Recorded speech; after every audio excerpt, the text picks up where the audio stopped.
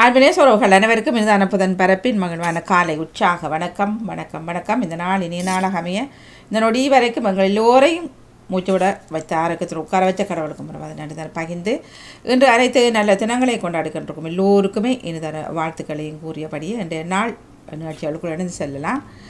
இன்று 3ஆம் தேதி செப்டம்பர் மாதம் 2025 மற்றும் புதன்காலை நேரில் பொழுதோடு இணைந்திருக்கின்றோம். அந்த வகையில் நமது தொகுப்பாளர் ஜெயம் அவர்களுக்கும் ஜெயமலர் அவர்களது மகளுக்கு இன்னும் ஒரு குழந்தை காயா அவர்கள் தம்பி பாப்பா பிறந்திருக்கிறார். அவர்களுக்கும் இனிய வாழ்த்துக்களை ஜெனிஃபர் குடும்பத்தினர்களுக்கும் வாழ்த்துக்களை விட்டபடியே இந்த நான் நிகழ்ச்சிகளுக்கு உற்சாகத்தோடு இணைந்து செல்லலாம். நேரம் 8:09 வழமை போலவே மும்மத சிந்தனை நேரம், தொடர்ந்து பொருட்சொல், 10 மணிக்கு குடும்பம் குவலயம், 11 மணிக்கு கேள்வி கணிகள் இடம்பெற்றுக் கொள்ளும் செல்விநிதி ஆனந்தன் அவர்கள் உசாராகிக் கொள்ளுங்கள், உற்சாகமடைந்து கொள்ளுங்கள். அதற்கிடையில் சமகால இலக்கிய நேரம் தினக்கவி இப்படியாக இடம்பெற்றுக் கொள்ளும். வணக்கம் டேவிட்டனா, வாங்கோ. அல்லது நேவிஸ் பிலிப்ஸ் அவர்கள் யாராவது தரலாம். டேவிட்டனா ஃபோனில் நிற்கிறார், நீங்கள் தாங்க. அனைவருக்கும் இனிய காலை உற்சாக வணக்கங்களை கூறிக்கொண்டு அமைதியான இந்த நாளை எங்களுக்கு தந்த இறைவனை வாழ்த்தி போற்றி வணங்கிக் கொண்டு என்னுடைய நச்சிந்தனை தொடர்ந்து 1800 என்னும் கூறிக்கொண்டு இன்றைய இறை வார்த்தையின் சிந்தனையாக, வாரில் நின்று ஆண்டவர் பார்க்கின்றார், மானிடர் அனைவரையும் காண்கின்றார். உடல் ஆரோக்கியம் என்பது கடவுள் கொடுத்திருக்கின்ற உன்னதமான கொடை. எவ்வளவு பொன்பொருள் கொடுத்தாலும் வாங்க முடியாத கொடை. அத்தகைய கொடை இறைவனால் நமக்கு வழங்கப்பட்டிருக்கின்றது. கடவுள் நமக்கு கொடுத்திருக்கும் உடல் ஆரோக்கியத்தை, ஆற்றலை தேவையில் உள்ளவர்களுக்கு பயன்படுத்த நாம் எப்பொழுதும் தயாராக இருக்க வேண்டும் என்பதை இயேசுவும் பேதுருவின் மாமியாரும் உணர்த்துகின்றார்கள். இயேசு தொழுகை கூடத்தில் போதனையை முடித்துவிட்டு ஓய்வு பெற பேதுருவின் இல்லம் வருகின்றார். ஆனால் அங்கே மனித தேவை இருக்கின்ற போது தனது ஓய்வை முன்னிறுத்தாமல் பிறர் தேவையை நிறைவேற்ற வருகின்றார். பேதுருவின் மாமியார், இப்போதுதான் குணமடைந்துள்ளேன், இன்னும் நன்றாக ஓய்வு எடுப்போம் என்று இல்லாமல் வந்திருக்கின்றவர்களை நல்ல முறையில் பேணி காத்து அவர்களுக்கு பணிவிடை செய்வதில் மும்முரமாக இருக்கின்றார். புனித பவுலடிகளாரும் தெளிவாக போதிக்கின்றார். இறை ஊழியம் செய்யும் நாம் பெருமை பாராட்டாதபடி ஒவ்வொருவரும் அவரவர் கடமைகளை செய்கின்றோம். ஆனால் இறுதி பணியும் வெற்றியும் இறைவன் ஒருவருக்கு. அதை நல்லதொரு உவமானம் வழியாக எடுத்துரைக்கின்றார். நான் நட்டேன், அப்பல்லோ நீர் பாய்ச்சினார், கடவுளே விளையச் செய்தார். நடுகின்றவருக்கும் பெருமை இல்லை, நீர் பாய்ச்சுபவருக்கும் பெருமை இல்லை. விளையச் செய்த இறைவனுக்கே பெருமை. நாம் என்ன பணிகள் ஆற்றினாலும் அதன் இறுதி பலனை தருபவர் இறைவன். ஆண்டவரே வீட்டை கட்டவில்லை எனில் அதை கட்டுவோரின் உழைப்பு வீணாகும். குழந்தை வளர்ப்பது குடும்பத்தை உருவாக்குவது என குடும்ப பணிகள் செய்பவர்கள் கூட இதை மனதில் கொள்ள வேண்டும். நாம் அனைவரும் இறைவனின் உடன் உழைப்பாளிகள், கடவுளின் பணியில் பங்காளர்கள். நமது கடமைகளை நாம் நன்கு ஆற்றுவோம், பலனை இறைவன் தருவார். ஆண்டவனோடு இருப்பதற்கும் அவருக்கு பணி செய்வதற்கும் நேரம் ஒதுக்கும் போது அது நம் வாழ்வில் உள்ள நோயை நொடிகளை நீக்கும். வாழ்வின் நிறைவும் மகிழ்ச்சியும் வந்து சேரும். நாம் வேண்டுமாயின் நல்வாழ்வு வேண்டுமாயின் இயேசுவுடன் நலம் வேண்டுமாயின் நல்ல வாழ்வு வேண்டுமாயின் இயேசுவிடம் வர வேண்டும், அவரிடம் கூட்டி வர வேண்டும். நாம் அவரோடு தங்கி இருக்க வேண்டும், அல்லது அவர் நம்மோடு தங்கி இருக்குமாறு பார்த்து கொள்ள வேண்டும். அதிகாலை வேளையில் தனிமையில் தந்தை இறைவனோடு இருந்த இயேசுவை போல காலை வேளையில் கடவுளை தேடும் பழக்கத்தை கொண்டிருந்தால் கடவுள் நம் சார்பில் இருப்பார். அப்போது நமக்கு நோயில்லை, துன்பமில்லை, கவலை இல்லை, எல்லாம் நிறைவே. நலம் தரும் நாயகனே இறைவா, எத்தனையோ முறை நீர் எங்களை நோய்கள், பிணிகள், ஆபத்துக்களில் இருந்து காத்து கொண்டிருக்கின்றீர். அந்த வேளைகளுக்காக இறைவா உமக்கு நன்றி கூறுகின்றோம். இவ்வாறு நீர் எங்களுக்கு நீட்டிக் கொடுத்த வாழ்நாளை உமக்கும் மக்களுக்கும் பணிவிடை புரிவதில் கழிக்க எமக்கு அருள்தாரும் என்று வேண்டிக்கொண்டு இன்றைய நாளிலே நாங்கள் புதன்கிழமை நேரம் வேளாங்கண்ணி அன்னையின் அந்த திருவிழாவை நாவினாலே செய்து கொண்டிருக்கின்றோம். அவை அந்த அன்னைக்காக நாங்கள் ஒரு பாடல், வேளாங்கண்ணி அன்னைக்காக புதன்கிழமையான ஒரு பாடல் ஒன்று தருகின்றேன். ஆரோக்கியமாதாவே உமது புகழ் பாடி துதித்திடுவோம், எந்நாளும் பாடி துதித்திடுவோம்.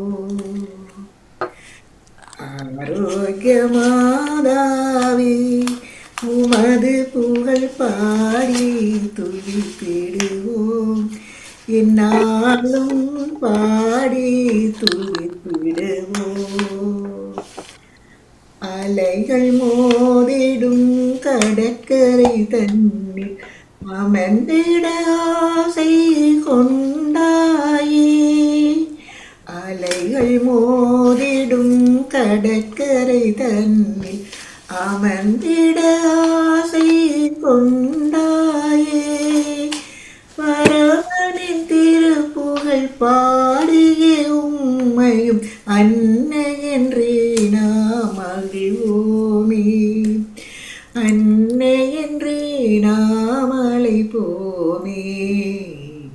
ஆரோக்கியமாதாவே உமது புகழ் பாடி துதித்திடுவோம், எந்நாளும் பாடி துதித்திடுவோம் என்று வேண்டிக்கொண்டு இன்றைய நாளிலே அனைவரும் நலமாக வாழ வேண்டும் என்ற அன்னையின் வழியாக நாங்கள் இறைவனிடம் வேண்டுவோம்.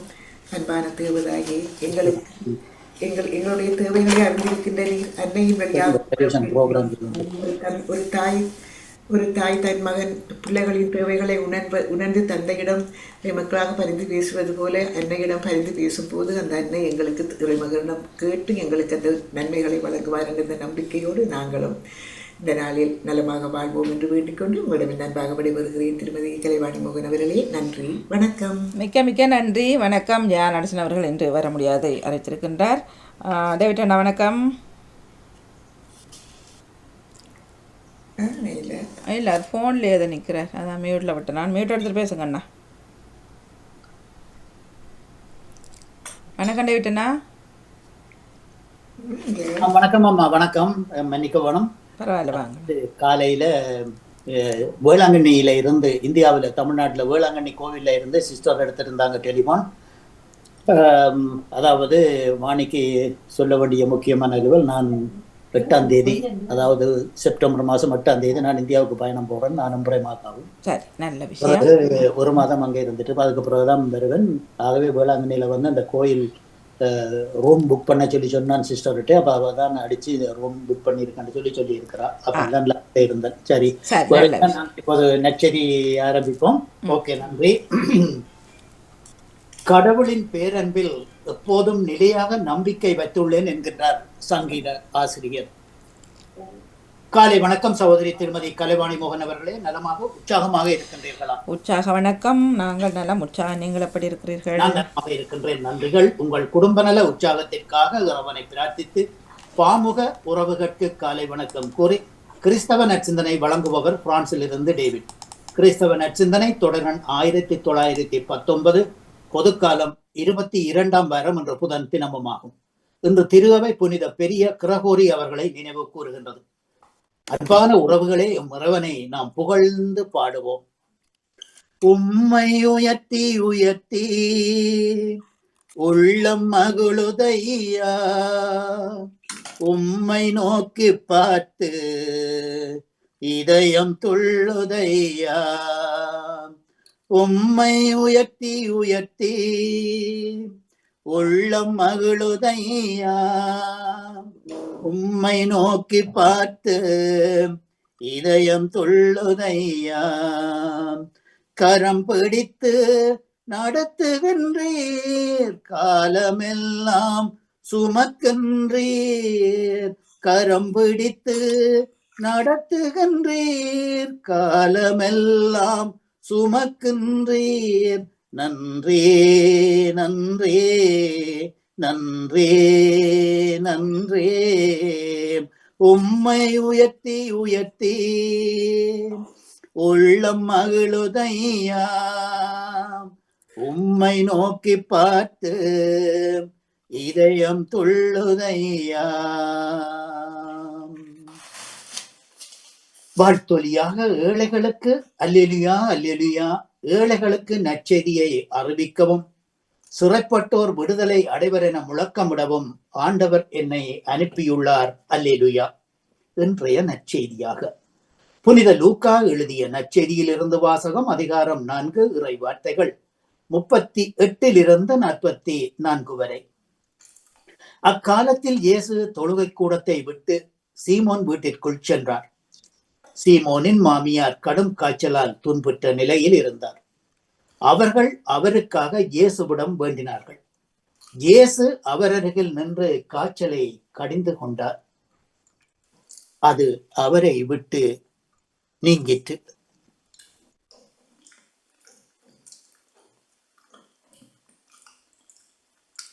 காய்ச்சல் அவளை விட்டு அகல அவள் உடனே எழுந்து அவர்களுக்கு பணிவிடை புரிந்தாள். பொழுது சாயும் வேளையில் யாவரும் தங்களிடையே இருந்த பற்பல பிணியாளரை அவரிடம் கொண்டு வந்தனர். ஒவ்வொருவர் மேலும் தம் கைகளை வைத்து குணமாக்கினார். பேய்கள் நீரே கடவுளின் மகன் என்று கூறிக்கொண்டு பலரிடமிருந்து வெளியேறின. அவர் மெசியா என்று அவை அறிந்திருந்ததால் இயேசு அவற்றை அதட்டி பேச விடவில்லை. பொழுது புலரவே அவர் புறப்பட்டு தனிமையானதோர் இடத்திற்கு சென்றார். திரளான மக்கள் அவரை தேடினர். அவரிடம் வந்ததும் தங்களை விட்டு அகலாதபடி அவரை நிறுத்த பார்த்தனர். அவரோ, நான் மற்ற ஊர்களுக்கும் கடவுளுடைய அரசை பற்றிய நற்செய்தியை அறிவிக்க வேண்டும், இதற்காகவே அனுப்பப்பட்டேன் என்று அவர்களிடம் கூறினார். அதன்படியே யூதாவின் சிவக்கூடங்களில் தூது உரைத்து நற்செய்தியை அறிவித்து வந்தார். இது கிறிஸ்து வழங்கும் வாழ்வு தரும் நற்செய்தி. கிறிஸ்துவே உமக்கு புகழ். இன்றைய நற்சிந்தனையாக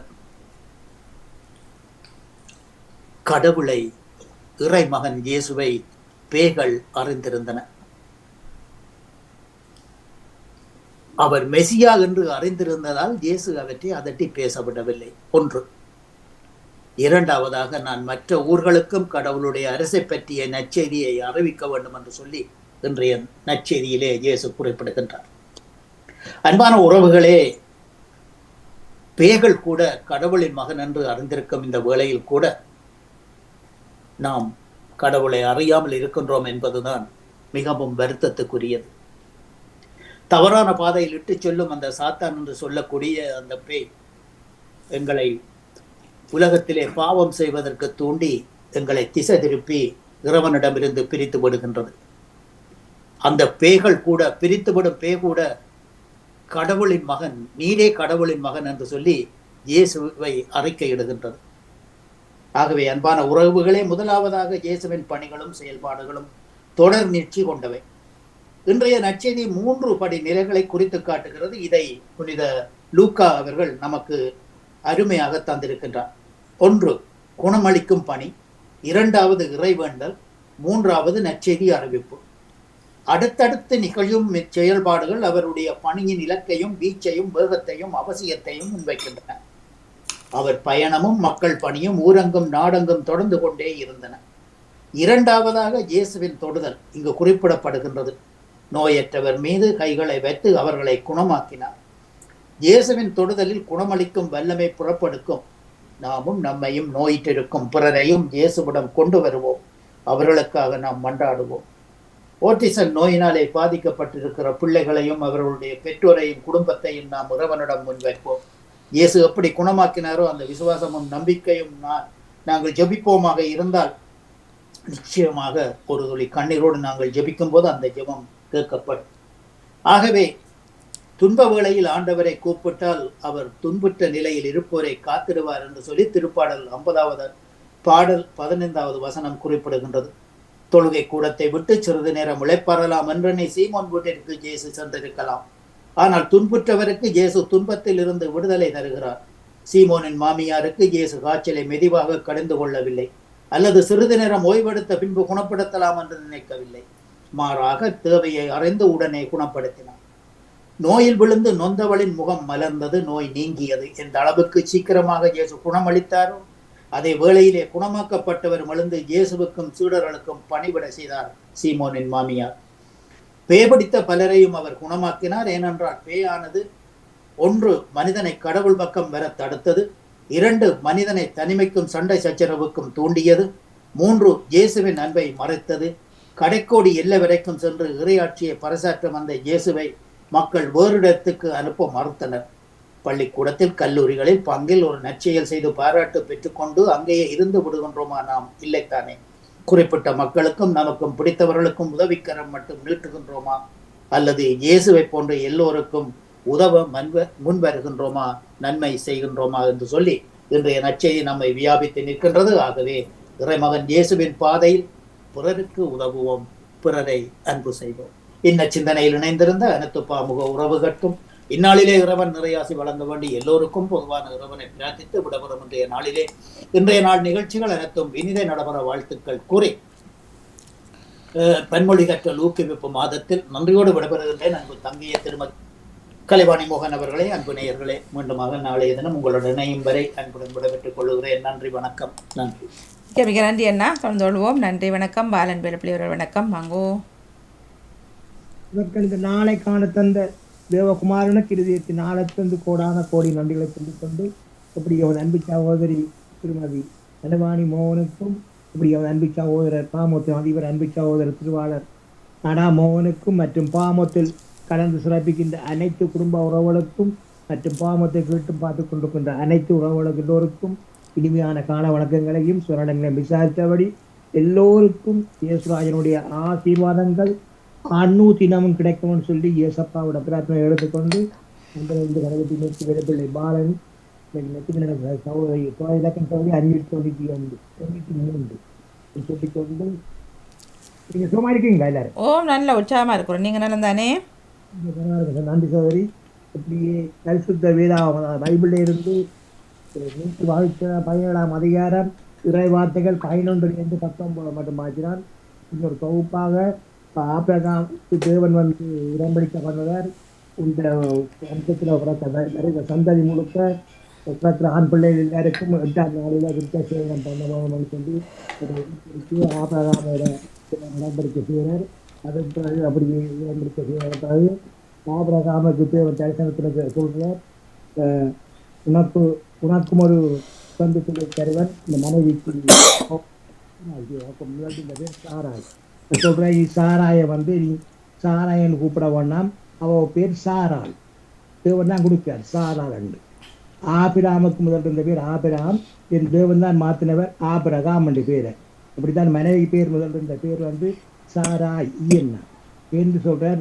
சாராய் என்று சொல்ல வேண்டாம், நீ அவள் பேர் சாராள் என்று மாத்திர சொல்றார். அது பிறகு சொல்றார், சாராளுக்கும் ஒரு குமாரனை தருவன், அவள் ஜாதிகளுக்கு தாயாக இருப்பாள், அவளுடைய ராஜாக்கள் அவள் மூலம் எழும்புவார்கள், எல்லா ஜாதிகளும் ராஜாக்கள் எல்லாரும் அவளை ஆசீர்வதித்தார் என்று சொல்லி தேவன் சொல்றார். அதை கேட்டு போட்டு அந்த நேரம் வந்து ஆபிரகாமுக்கு வந்து 100 வயசு.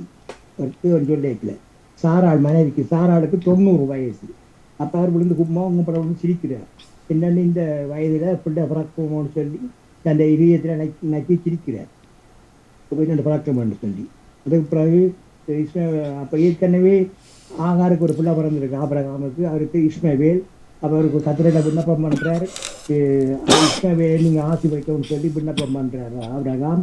அதுக்கு பிறகு அடுத்த வருஷம் சாராளுக்கு ஒரு குமாரன் பிறப்பால் அவருக்கு வந்து ஈசாக்கு 2 பேர் வேறு சொல்கிறார். ஆபிரகாமுக்கு சொல்கிறார் தேவன், ஒரு சாராளுக்கு இந்த மனைவிக்கு ஒரு பிள்ளை ஒன்று பிறக்கும், ஆண் பிள்ளை, அவருக்கு ஈசாக்கு 2 பேர் வேணும்னு சொல்லி சொல்கிறார். அவற்றை சந்ததியை நான் நித்தியமாக ஆசீர்வதிப்பேன் சொல்லி உடன்படிக்கை பண்றார் ஆபிரகாமோட. அப்படியே இன்றைக்கு சகோதரி, இன்றைக்கு ஆதியாகமம் 17ஆம் அதிகாரம் இறை வார்த்தைகள் 20-27 முடிய இயேசுடைய பரிசுத்தமுள்ள நாமத்துக்கு சோத்திரம். பக்கம் 18வது பக்கம். இஸ்மவேலுக்காகவும் நீ செய்த விண்ணப்பத்தை கேட்டேன், நான் அவனை ஆசீர்வதித்து அவனை மிகவும் அதிகமாக பலுகவும் பெருகவும் பண்ணுவேன். அவன் 12 பிரபுக்களை பெறுவான், அவனை பெரிய ஜாதியாக்குவேன். வருகிற வருஷத்தில் குறித்த காலத்திலே சாராள் உனக்கு பெறப்போகிற ஈசாக்கோடே நான் என் உடன்படிக்கை ஏற்படுத்துவேன் என்றார். தேவன் ஆபிரகாமோடே பேசி முடித்த பின்பு அவர் அவனை விட்டு எழுந்தருளினார். அப்பொழுது ஆபிரகாம் தன் குமாரனாகிய இஸ்மவேலையும் தன் வீட்டிலே பிறந்த யாவரையும் தான் பணத்துக்கு கொண்ட அனைவருமாகிய தன் வீட்டில் உள்ள ஆண் பிள்ளைகள் எல்லோரையும் சேர்த்து தேவன் தனக்கு சொன்னபடி அவர்கள் நுனித்தோளின் மாம்சத்தை அந்நாளிலே தானே விருத்த சேதனம் பண்ணினான். ஆபிரகாமுடைய நுனித்தோளின் மாம்சம் விருத்த சேதனம் பண்ணப்படும் போது அவன் 99 வயதாயிருந்தான். அவனுடைய குமாரன் இஸ்மவேலுடைய நுனித்தோளின் மாம்சம் விருத்த சேதனம் பண்ணப்படும் போது அவன் 13 வயதாயிருந்தான். ஒரே நாளிலே ஆபிரகாமும் அவன் குமாரன் இஸ்மவேலும் விருத்த சேதனம் பண்ணப்பட்டார்கள். வீட்டிலே பிறந்தவர்களும் அந்நியரிடத்திலே பணத்துக்கு கொல்லப்பட்டவர்களுமாகிய அவன் வீட்டு மனுஷர்கள் எல்லாரும் அவனுடைய கூட விருத்த சேதனம் பண்ணப்பட்டார்கள். நாளை சோதரி 18ஆம் அதிகாரம் தொடர்ந்து சொல்லிக்கொண்டு இயேசுவின் பரிசுத்தமுள்ள நாமத்துக்கு சோதரி. ஒரு நாளும் எமை மறவா தெய்வம் நீரே, நன்றியோடே உம்மை துதிக்கிறோம். ஒரு நாளும் எமை மறவா தெய்வம் நீரே, நன்றியோடே உம்மை துதிக்கிறோம். நன்றி இயேசுவே, என்னாலும் இயேசுவே, அப்பா நன்றி இயேசுவே, என்னாலும் இயேசுவே. வாக்கு தத்தம் தந்தவரே, என்றும் வாக்கில் உண்மை உள்ளவரே. வாக்கு தத்தம் தந்தவரே, என்றும் வாக்கில் உண்மை உள்ளவரே. யார் மறந்தாலும் நான் மறவேனே என்ற வாக்கமக்கு அளித்தவரே. யார் மறந்தாலும் நான் மறவேனே என்ற வாக்கெனக்கு அளித்தவரே. நன்றி இயேசுவே, என்னாலும் இயேசுவே, அப்பா நன்றி இயேசுவே, என்னாலும் இயேசுவே. அன்பான தகப்பனே, மீண்டும் ஒரு புதிய நாளை தந்த கிருபைக்கா இயேசப்பாக்கு மீண்டும் உள்ள ஞானத்திலிருந்து கொடான கொண்டு நன்றிகளை சொல்லிக் கொண்டு அப்பனே எல்லோரையும் ஆசிர்வதிங்க. ஒவ்வொரு குடும்ப தேவையிலையும் சந்திங்க ராஜா, ஆசிர்வதிங்க, வண்டத்தங்க பாதுகாத்துக் கொள்ளுங்க. மற்றும் தகப்பனே, விடையேறப்பட்ட ரசித்தை அனுப்பி ஒவ்வொருவரையும் ஆசிர்வதிங்க. அதற்காக நன்றி சென்றப்பனே, சோத்திரம் சோத்திரம். மற்றும் தகப்பனே,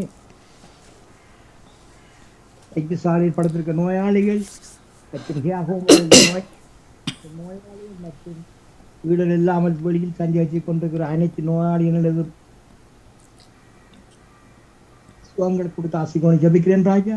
அவர்கள் தங்களது வாழ்நாட்கள் ஏதாவது தப்பிதங்கள் பாவங்கள் ஏதாவது செய்திருந்தால் எல்லாவற்றையும் ஒரு விஷயம் மன்னித்து ராஜா, சுகமளிக்கிற வார்த்தைகளை அன்பு அவர்களை சுகப்படுத்த வேண்டி ஜெபிக்கிறேன் ராஜா. ஒரு விஷயம் மனம் இறங்கி அவர்களை சுகப்படுத்துங்கிறார். சர்வ வல்ல உள்ள தேவகுமாரானே மனாலே எல்லாமே ஆகின்றாய். ஒரு விஷயம் மனம் இறங்கி சுகப்படுத்துகிறார். அதுக்காக நன்றி செலுத்த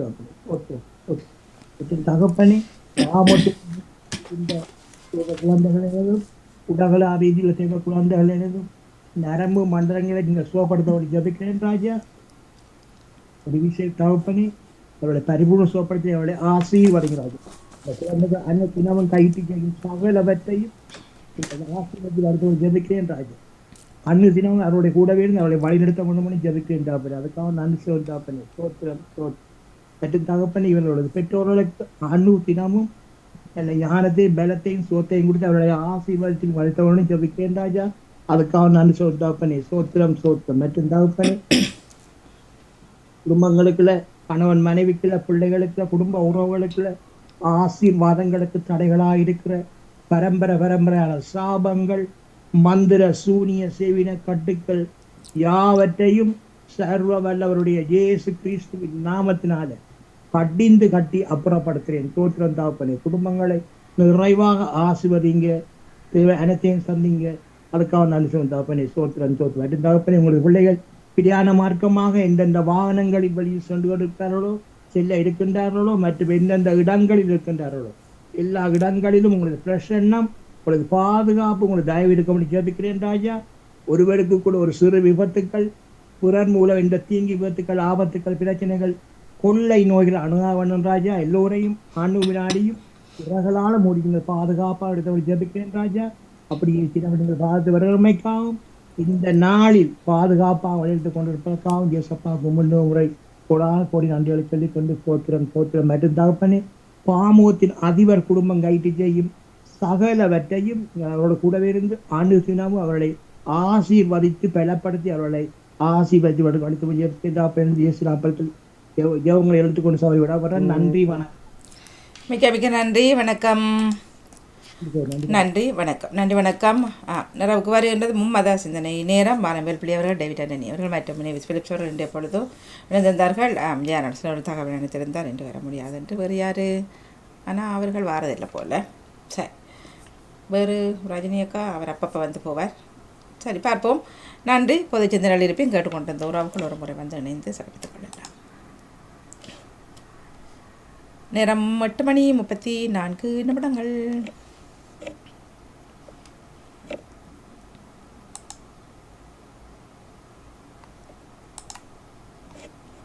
இல்லை, யார் பக்கம் பொது சிந்தனை இல்லை. சரி, நல்லது. வாழ்த்துக்களை இட்டபடி மும்மத சிந்தனை நேரம் நிறைவுக்கு வருகின்றது. 10 மணிக்கு குடும்பம் குவலயம், 11 மணிக்கு 10 மணிக்கு முன்பதாகவே நாளாக செய்து கொள்ளலாம்னு நினைக்கிறேன். 9:45 நேரம் இருக்கின்றது. அதனைத் தொடர்ந்து வருகின்றது கேள்விக்கணைகள். தோப்படு செல்வி நிதி ஆனந்தன் அவர்கள் இணைய காத்திருக்கின்றார்கள். நன்றி, வணக்கம்.